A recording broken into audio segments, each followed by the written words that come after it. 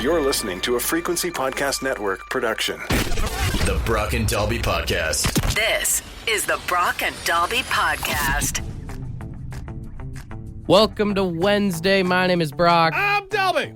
I'm dealing with a little bit of guilt this morning. What is that? I may have scarred my child yesterday, not physically, but emotionally. What'd you do? We got the new Nintendo Switch 2. Are you still whooping ass in Mario Kart? I beat him so bad at Mario Kart yesterday. As you should, man. And listen, it's not the defeating him that I feel bad about. I will never let my kids win at games. Good. They will earn it.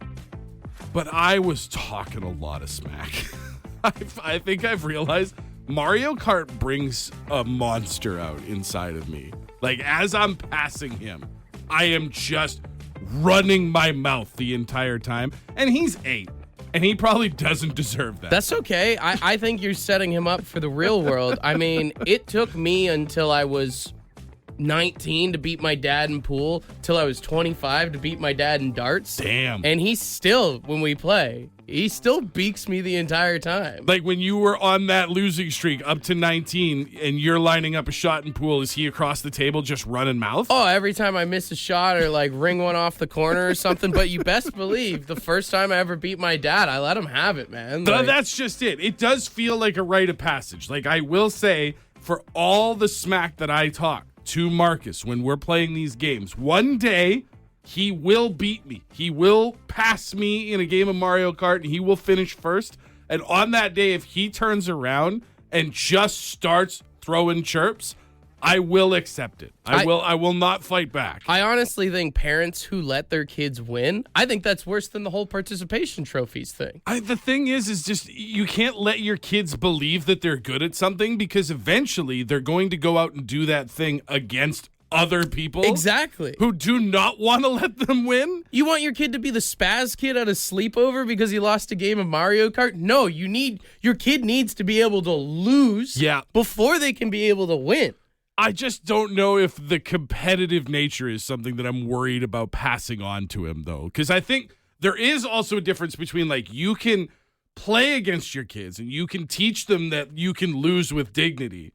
But I also worry that he's going to be the kid at the sleepover that's going to hit somebody with a red shell and just get in their face about it. I don't know. You see how much money these streamers are making nowadays? True. Do you want to retire early? It is a whole new marketable skill to be able to be good at video games and talk a lot of smack. Make your kids competitive. They can make you a lot of money. It's like having Hollywood kids, right? You can have streamer kids nowadays.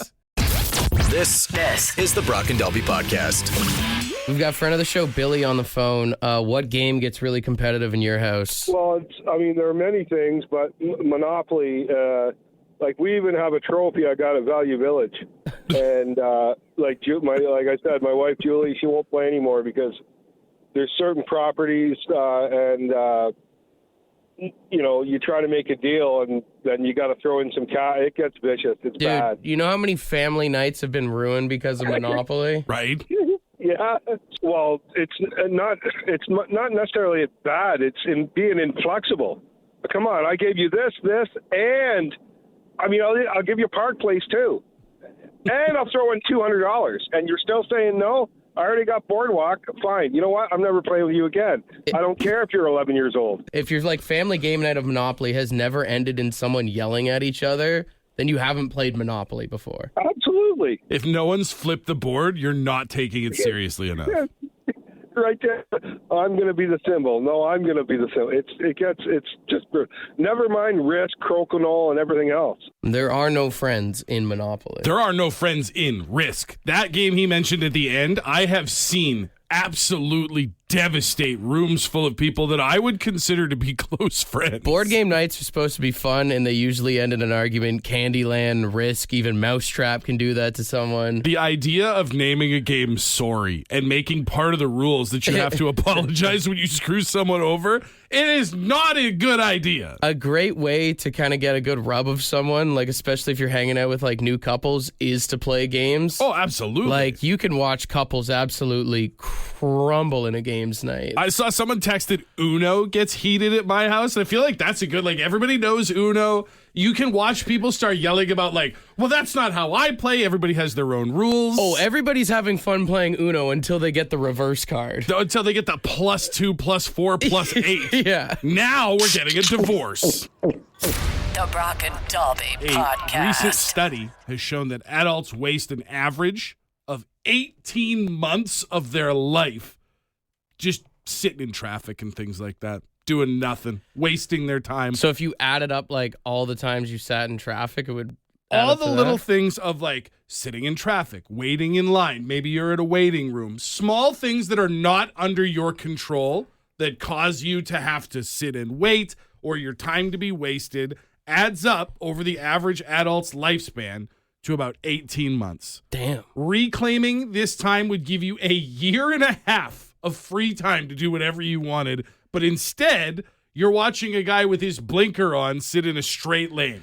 I wonder how much of Canadians' time is wasted in the Tim Hortons drive-thru. Oh my God. Well, it's especially like depending on what time of day you go and how many breakfast sandwiches the person in front of you is ordering that day, that could honestly be the 18 months right there. There are people listening right now that are stuck in the Timmy's drive-thru that are there at the same time every morning, Right. and they know it's going to be like a 10-minute wait, but they still do it to themselves. 10 minutes a day, like 300 days a year? That's just it. And not even just at Tim Hortons. Like Tim Hortons is that example that we can all think of because every Tim Hortons has a lineup, but just drive-thrus in general. Every time you go to a drive-thru for lunch, every time you're like, oh, I'll just grab something on my way home after work. Man, if you added up all the times you waited, even if you have kids, like how much time have you spent waiting just like outside the school in the lineup or something like that? Yeah. I'll leave the house about 15 minutes early to get to the school. And then if my kids are like moving slow, probably another 10 to 15 minutes in that process. Only half an hour in a day is dedicated to picking up my kids from school, but that's for 9-10 months out of the year, every weekday. Well, if you really want to talk about something drastic, how much of your life is wasted at work? If you work like a 40-hour work week, some Yeah. people work a 50, 60-hour work week. Like, honestly. And you might be sitting at home going, well, I don't consider it. I do good work. I don't think it's a waste. You're only working because you want money to be able to go do other things. well, let's get real. Most of us would not be working if we didn't have to There are be. almost no people on this planet that work because that's what they would like to do with their free time.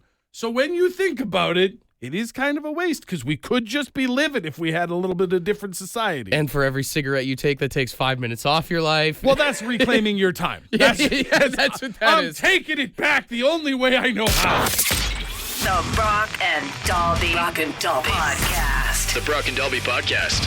We got friend of the show, Daniel, on the phone. Where do you feel like you waste the most time, bro? Oh, definitely procrastinating on the toilet when I've got to do other stuff. Oh, dude, for sure, man. Oh, you gotta get up, do dishes or whatever. You gotta take a poo first. You got to. But it's unhealthy to hold it in. Exactly. You know what I'm talking about. You ever spend so much time on the toilet that your legs go numb? Oh, yeah? Oh, 100%. You gotta, every now and then you gotta take a towel, fold it up, lay it on your legs so that your elbows don't dig in as much. Yeah. It's crazy because it's the least comfortable chair in my entire house, and it's probably the one I've spent the most time in. Oh, 100%. The porcelain throne is definitely the most used one. No, I 100% agree with you on that, man. A lot of people texting in about being on the toilet. Also, a lot of people just talking about the doom scroll. Just sitting there on your phone, on TikTok or Instagram or Facebook or whatever, and just swipe. And all of a sudden, an hour has gone from your day. Yeah, you like look up from your phone and you're like, what am I doing with my life? What happened to me just now? I mean, sometimes it can be like the best distraction from everything Sure. going on, but then all of a sudden you look around and you're like, I just spent 3 hours of my Sunday. Honestly. Yeah. Another one that I saw that somebody texted in that made me think about it is when you're spending the time deciding what you're going to watch. Like when you go on Netflix Oh or whatever. my God, yeah. Imagine And if you end up could- watching the same thing. If you could reclaim all the time that you and your partner have spent in front of the TV going, well, what do you want to watch? I don't know. What do you want to watch? only to end up watching The Office for the 19th time this year. Yeah. You could live forever if you really think about it. Someone did text in saying watching the Leafs try and win the Stanley Cup, and I will admit, like, That's a waste. if you're talking about playoff time, it's not as much time wasted as you think. But if you add up the whole season, like, oh my God. Well, man. that's just it, right? Because, like, sometimes they don't even make the playoffs. Usually they're out in the first round. You're only committing maybe a dozen hours in the postseason, but 82 games of feeling like this is the year. If you added up my whole lifetime of watching the Leafs and every year me telling myself that this is the year, Yeah. I have wasted so much time, man. Imagine if a genie came through right now and was like, I'll subtract 3 hours of time that you've aged off of your life for every Leafs game. You'd be an infant. The Brock and Dobby Podcast. It is Metallica week here on the station, so it means it's time to censor out some Metallica songs and try and make them sound a little bit dirty. Very easy to do with Metallica, I feel like. I mean, even just in James's delivery with all the and the it lends itself to already feeling like maybe he's trying to get at something. Here's what I did with For Whom the Bell Tolls.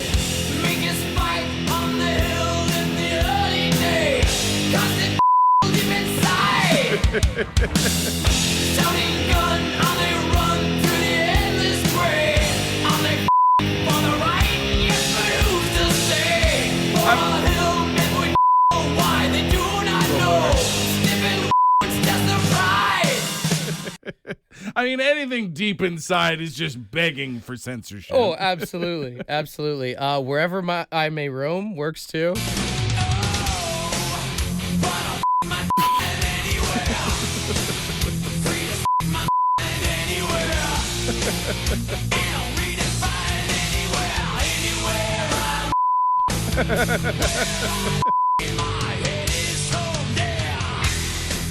There's only so many places you can do it before the authorities are going to get involved, so that's fair. Nothing Else Matters works pretty well. All of these actually just like, they're so easy to do. Yeah.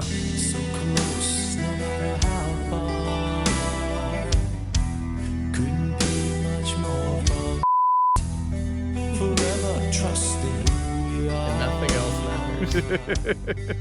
Matters. But, you know, I think when you think of Metallica, everybody hates the Saint Anger album. It's not looked upon fondly. There's only one song that anybody really likes from that album, and it's All Within My Hands.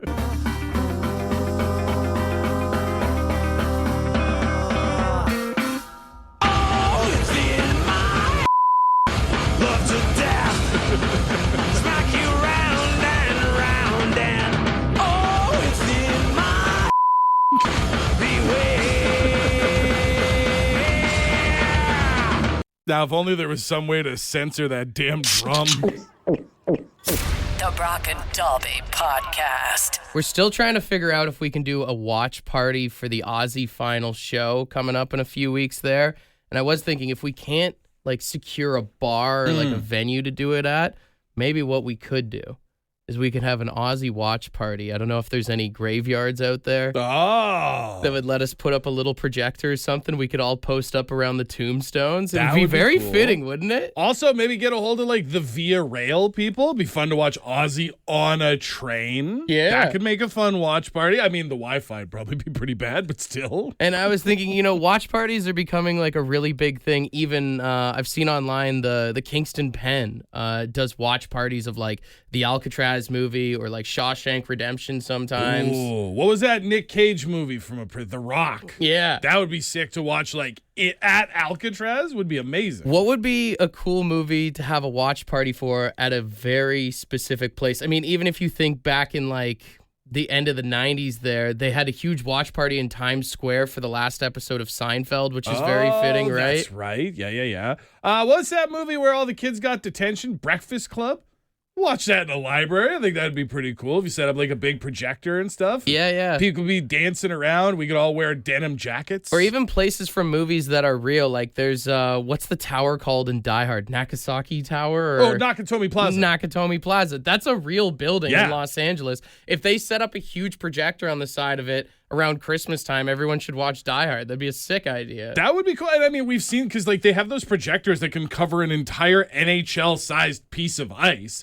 So what's to stop them from putting the Mummy on the side of the pyramid? You know what I mean? Like, or even you talk about the thing with the ice. I mean, Slapshot. If they went around to just different rinks across Canada and did a little tour, you have the Hanson brothers show up. You show the thing on the rink or on the Jumbotron. It'd be kind of sick. Oh, dude, what's Cowboys? Cowboys Stadium has that, like, absurd giant screen, like the biggest screen on Earth or something like that. Imagine everybody getting together and watching, like, Any Given Sunday on that thing. Yeah. That would be amazing. Or I do think it would be kind of sick if we rented out, like, a mega bus. Okay. And we just had it drive around the city going at 50 kilometers an hour. And we watched that Keanu Reeves movie Speed. And if it goes under 50, all the TVs turn off, the movie's over, everybody has to get out no matter where you are. This is the Brock and Dalby Podcast. I'm thinking about Jaws on the lake. Oh, I've seen photos of that before online. That's a cool idea. Well, I was thinking about doing it at camp and then have somebody hiding underneath the dock and grabbing people's ankles. You're a monster. Yeah, I know. You're an animal. But everybody laughed until it would happen to them. Dude, that's like going for a boat ride and watching the Titanic. Yeah, kind of, yeah. I never actually thought of that one, but yeah. A few people did text in saying like watching like Con Air or Snakes on a Plane. I mean, that's just it. Like, I wonder when they pick the movies that are going to be available on any given flight these days, do they specifically leave out disaster movies? We've got Ruffy on the phone. What do you think? I'm at the Love Guru, at the ACC after the Leafs win the cup. Oh, perfect. So I can continue my streak of never having watched that movie. Darn right. Get out of here.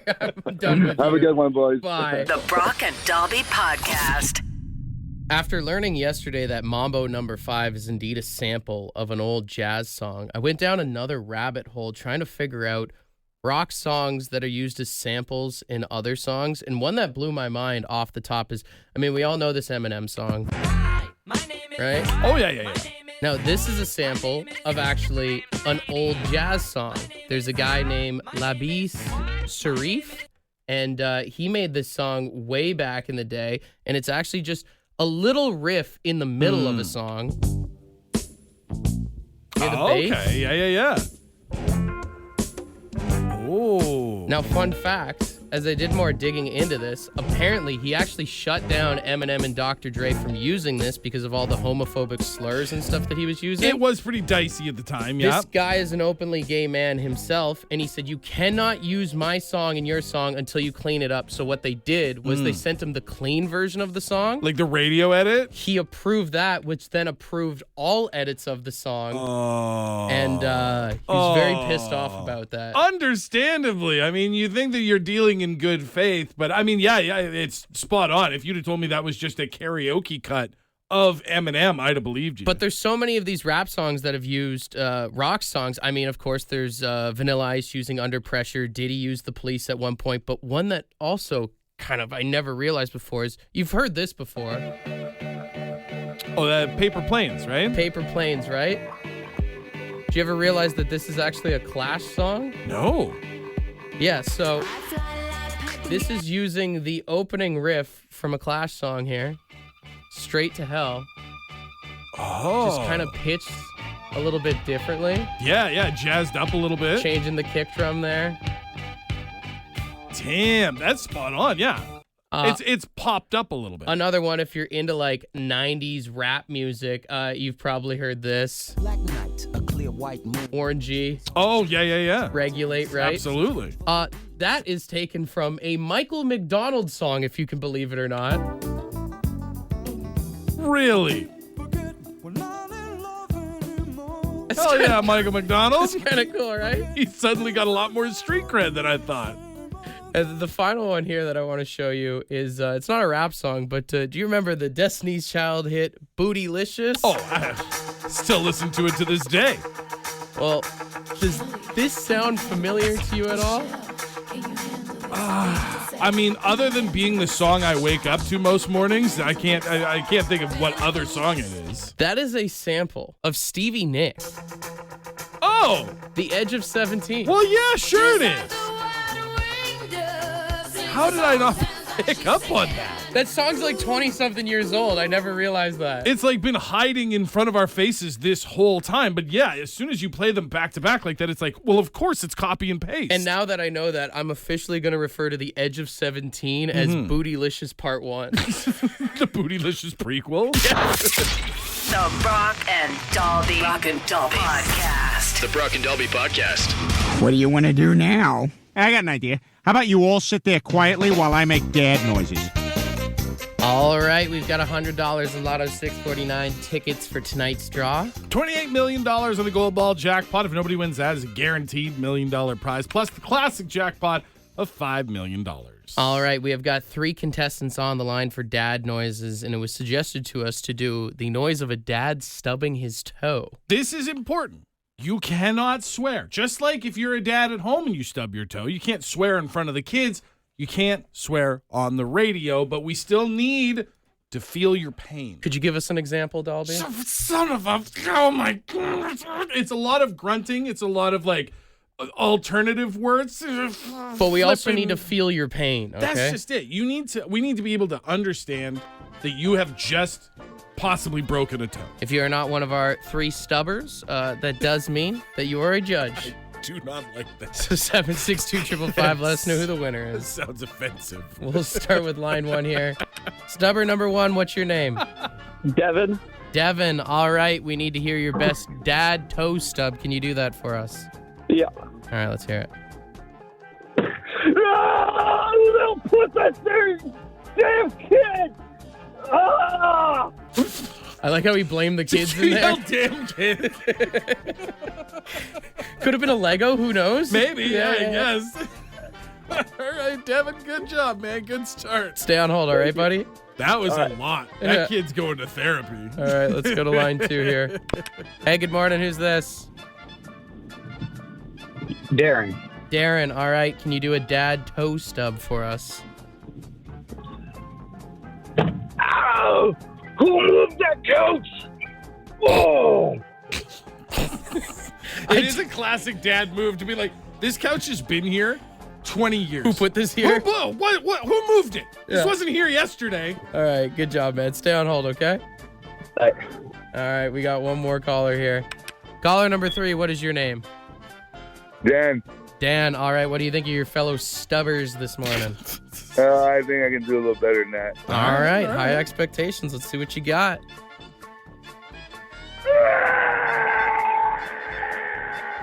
Jesus. Jesus. Jesus. Jesus H. Jesus. My dad used Jesus H a lot, actually. I went to Catholic school in my life. I've never heard anyone refer to him as... Cycle it back. Yeah.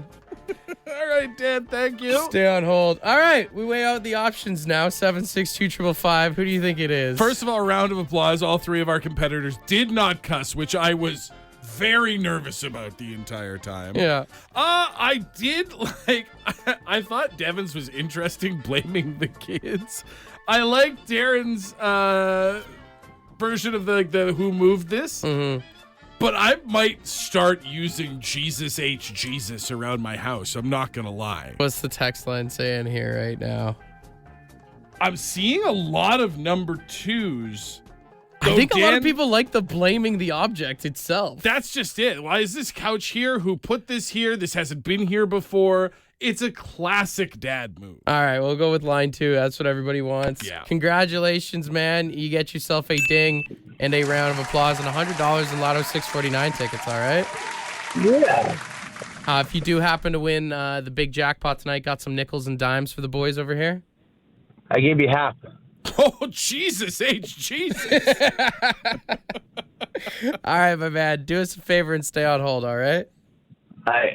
Also, to all the people texting in, I guess I said tub stow. You did. I didn't want to bring attention to it, but you definitely said we're looking for your best tub stow today.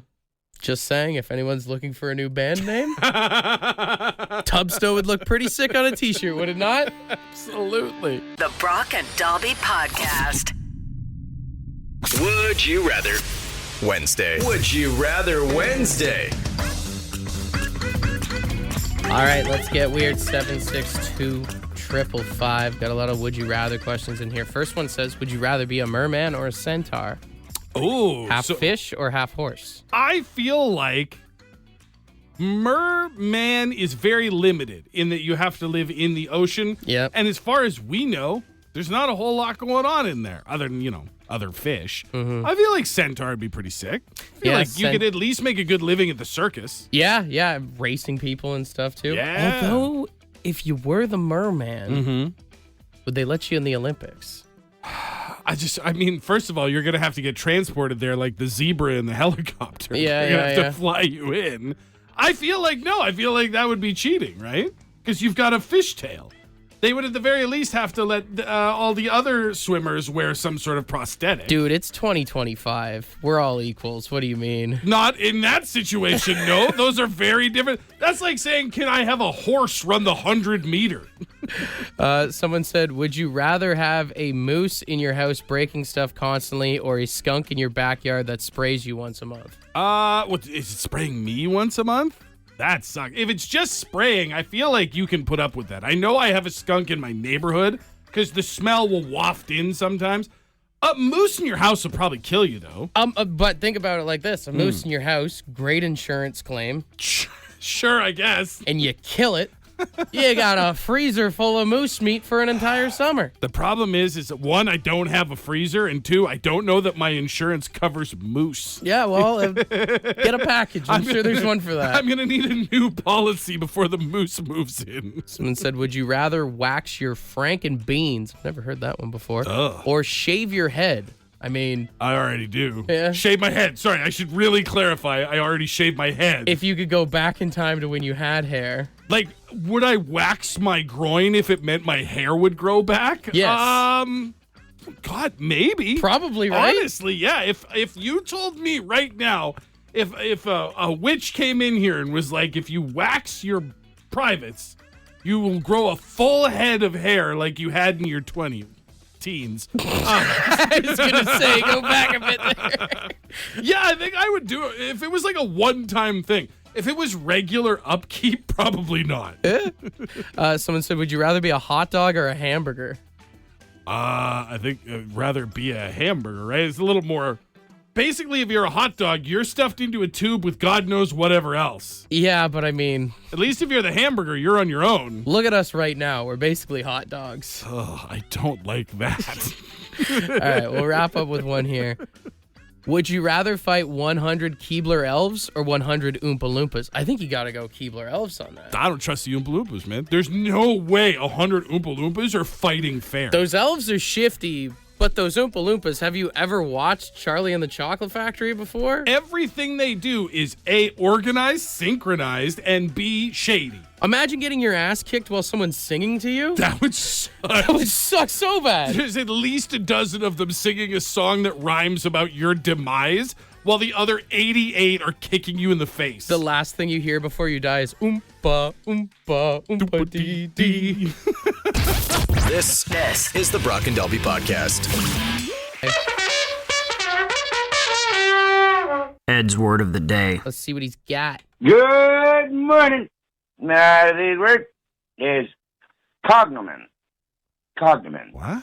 Yeah, C-O-G-N-O-M-E-N. I thought you said condiment. Cognomen. And it's a surname, a name, or a distinguished nickname. Distinguishing nickname, sorry. Anyways, yeah, I love nicknames, man. Especially when they deserve them, man. Like one of my very best friends, man, his nickname's Flipper. I won't get into details on that. Anyways, that's about that. That just about does it. Have a great one. Cheers, you're up. Cognomen? Cognomen, yeah, which I looked up, but it basically means just any name, especially a nickname, but it can just be any name. So, like, if you see somebody like, oh, hey, sorry, I didn't catch your cognomen again? Oh. I didn't catch your cognomen sounds like something way different, dude. I'm going to start doing that when people call in for, like, the contest and stuff like that. All right, sorry, what's your cognomen? Yeah. You spell your cognomen for me? What's your last cognomen? Cognomen. Use it wherever you can today, all right? Want to be a part of the podcast? Leave a message on the Bad Line. The Bad Line is the answering machine for the Brock and Dalby Show. To get the number, text the word BAD to 762-555. Thanks for listening to the Brock and Dalby podcast.